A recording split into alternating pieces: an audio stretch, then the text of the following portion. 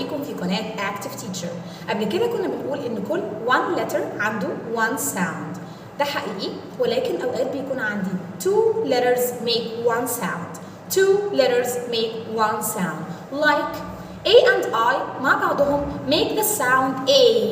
A and I make the sound A. A and I make the sound A. زي كلمة R A N rain. Rain. زي كلمة pain.